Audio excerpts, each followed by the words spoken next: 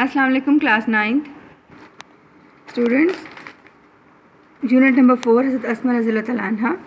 कल हमने काम किया था राइटिंग स्किल्स के ऊपर। मैंने आपको समरी पूरे यूनिट के लिखने के लिए आपको माइंड मैप के थ्रू लिखना सिखाया और उसके साथ साथ character sketch of Hazrat Asma रज़ियल्लाहु तआला अन्हा के बारे में हमने बात की।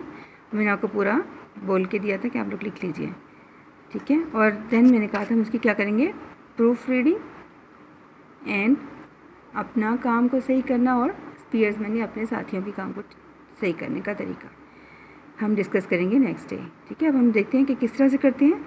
प्रूफ रीडिंग का मतलब होता है कोई आपने कोई चीज़ लिखी, उसके बाद उसमें से आपने गलतियाँ निकालनी हैं कि आपसे कोई स्पेलिंग मिस्टेक्स हो गई हैं या फिर कोई आप सेंटेंसेस में कोई गलती कर दिया, फुल स्टॉप नहीं लगाया या कोई कैपिटल स्मॉल लेटर की डिफरेंट हो गई है। तो देखते हैं यहाँ पर हमें बुक वालों ने क्या इन्फॉर्मेशन दी है। चेक लिस्ट देखिए।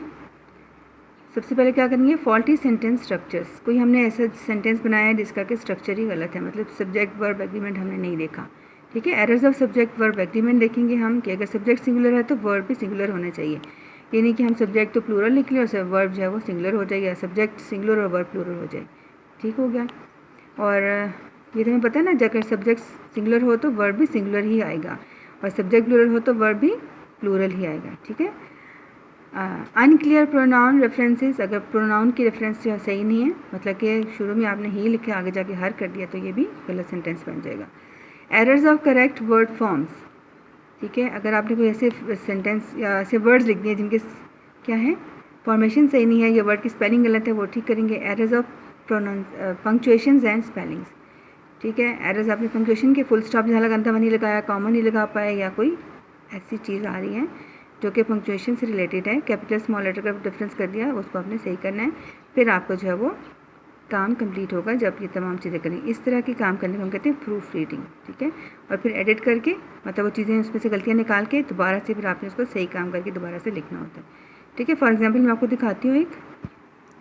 ये स्टूडेंट देखिए यहाँ पर है, right a character sketch of Hazrat Asma रज़ियल्लाहु तआला अन्हा। उसको कैरेक्टर स्केच कैसे लिखा गया है, हज़रत अस्मा रज़ियल्लाहु तआला अन्हा वाज, कॉमा है यहाँ पे, ठीक है, अमंगस्ट द, अब इसमें एस जो था उसकी फॉर्मेशन सही नहीं थी, उसको हमने सेट किया। The early few who embraced Islam, ठीक है।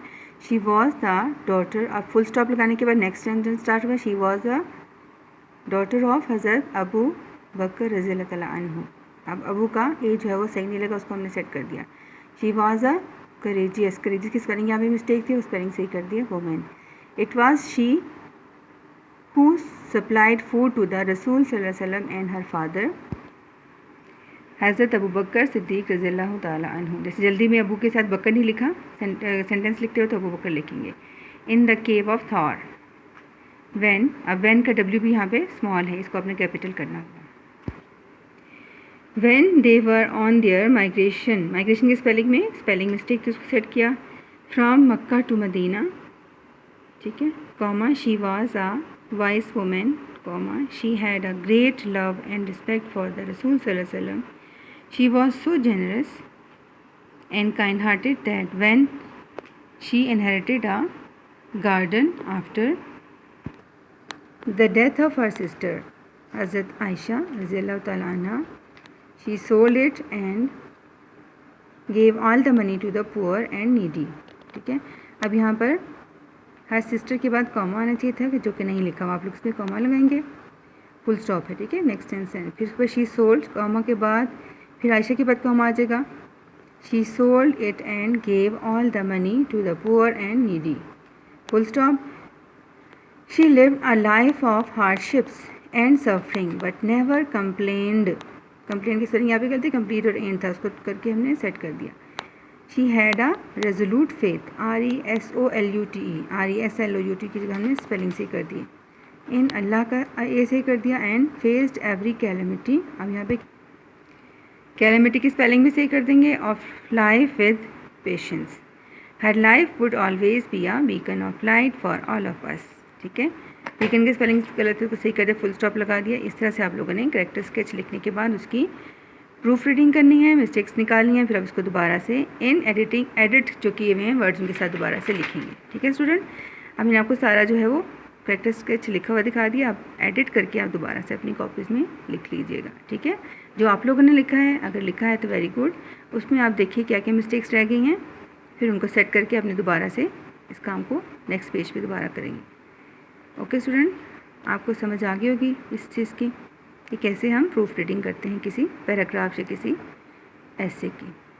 जी स्टूडेंट, इस तरह से हमारा यूनिट नंबर 4 कंप्लीट हो गया। अब हमारे पास बुक में दिया गया review of unit 1 to 4। Review 1 इसको बोलेंगे, पहले 4 चैप्टर्स का रिव्यू या जायज़ा लिया जाएगा कि जितना आप लोगों ने पढ़ लिया, कितना समझा, क्या कुछ आपको समझ में आ गया, ठीक है। समझो किस्म का आपका टेस्ट है, ये मैं आपको क्वेश्चन बता रही हूँ। अदरवाइज़ वैसे मैं आपको पूरे चैप्टर देती कि पूरी याद करके आएँ, फिर मैं आपका टेस्ट लूँगी। मैं क्वेश्चन आपको दिखा रही हूँ कौन कौन से क्वेश्चन है, आप लोगों ने इनको अच्छी तरह से याद करना है, फिर इनका टेस्ट होगा, ठीक है। क्वेश्चन क्या है, what happened when Abu Jahl asked about Hazrat Asma नहीं about Hazrat Abu Bakr Siddiq रज़ियल्लाहु तआला अन्हु from Hazrat Asma रज़ियल्लाहु तआला अन्हा। अब यहाँ पे नोट करें, अन्हु लगाए अबू बकर सिद्दीक के साथ क्योंकि वो मर्द सहाबी थे, और हज़रत अस्मा के साथ लगा अन्हा क्योंकि वो औरत सहाबिया थी, ठीक है। औरत के लिए अन्हा यूज़ होते हैं और मर्द के लिए अन्हु यूज़ होते हैं। ये मैं आपको बार बार इसलिए रिमाइंड करती हूँ ताकि आपको याद रहे, ठीक है। आप लोगों ने इसमें गलती नहीं करनी, तो फिर देखिए आप मेल को फीमेल, फीमेल को मेल बना देंगे अन्हा और अनु के डिफरेंस से, ठीक हो गया। ये हमने पढ़ा क्वेश्चन का आंसर, ठीक है। कौन सा था आंसर, क्या हुआ था जब उन्होंने पूछा तुम्हारे फादर कहाँ हैं, तो अस्मा ने क्या बोला था कि उन्होंने काउंटर क्वेश्चन कर दिया आगे से, मुझे क्या पता मेरे फादर कहाँ हैं। इससे उसको बहुत ज़्यादा गुस्सा चढ़ गया और फिर उसने क्या किया, स्लैप्ड हर फेस, और उनकी कान की जो बाली थी वो भी गिर गई थी नीचे, ठीक है। और लेकिन उन्होंने अपना फिर भी क्या किया था, रिवील नहीं किया था कि कहाँ हैं वो दोनों, मतलब अबू बकर सिद्दीक और मोहम्मद सल्लल्लाहु अलैहि वसल्लम, ठीक है। ओके, इस क्वेश्चन का आपने आंसर याद करना है, फिर इसका रिटन टेस्ट होगा। Which incident in the story shows the generosity of Hazrat Asma रज़ियल्लाहु तआला अन्हा। कल हमने ट्रेड्स वाला क्वेश्चन किया था जिसमें समरी लिखनी थी, ट्रेड 1, ट्रेड 2, ट्रेड 3 में क्या लिखा था, एक उनका लिखा था हमने, she was very generous and kind women.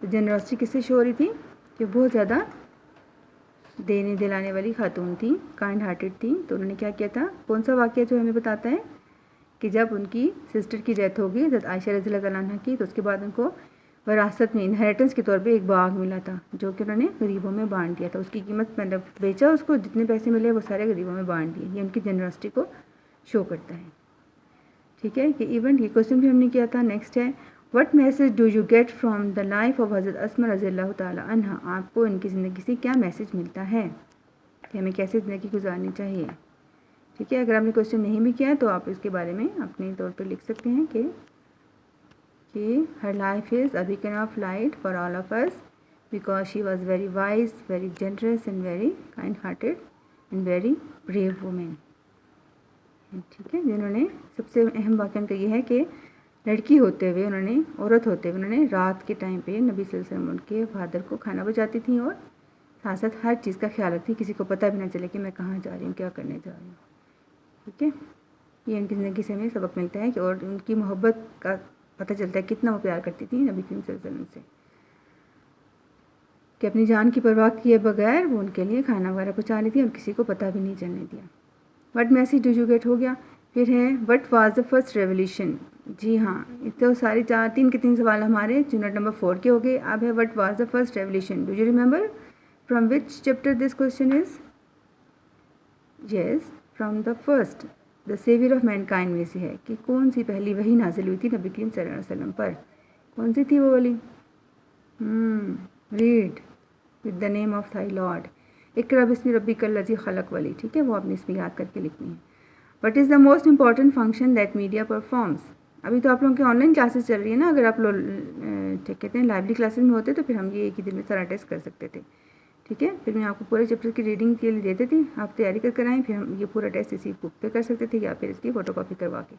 अभी फ़िलहाल आप लोग इसी के साथ क्वेश्चन देखते जाइए और साथ याद करके इनके आंसर लिखते जाइए, ठीक है। पहले पूरा आप टेस्ट याद कर लेंगे, फिर आपने उसके आंसर्स लिखने हैं और मुझे सेंड करने हैं, ठीक है। ये हो गया रेवोल्यूशन वाला question. What is the most important function that media performs. Media का सबसे इंपॉर्टेंट फंक्शन कौन सा है, मीडिया एंड इट्स इम्पैक्ट वाले क्वेश्चन आ गया। And what happens when media is allowed to play its role unchecked. क्या होगा अगर मीडिया को अनचेक्ड उसको छोड़ दिया जाए, तो ये हो गया मीडिया एंड इट्स इम्पैक्ट का question. For which ability were the Arabs famous. ये फिर दोबारा से यूनिट 1 का द सेवियर ऑफ मैनकाइंड का क्वेश्चन आ गया। कौन सी एबिलिटी जिस वर्ष में बहुत मशहूर थे। And what are the qualities of a patriot, patriot की कौन कौन सी खसूसियात होती हैं। ये हो गया हमारे पैट्रियटिज्म में से एक क्वेश्चन आ गया। ठीक है, अब इन तमाम क्वेश्चन के आंसर आप लोगों ने नोटबुक में लिखने हैं एज अ रिविजन टेस्ट या as a review of unit 1 to 4 में। ठीक हो गया, ये आज का आपका काम है। इंशाल्लाह कल फिर हम नेक्स्ट पढ़ेंगे। ओके स्टूडेंट, अल्लाह हाफिज़।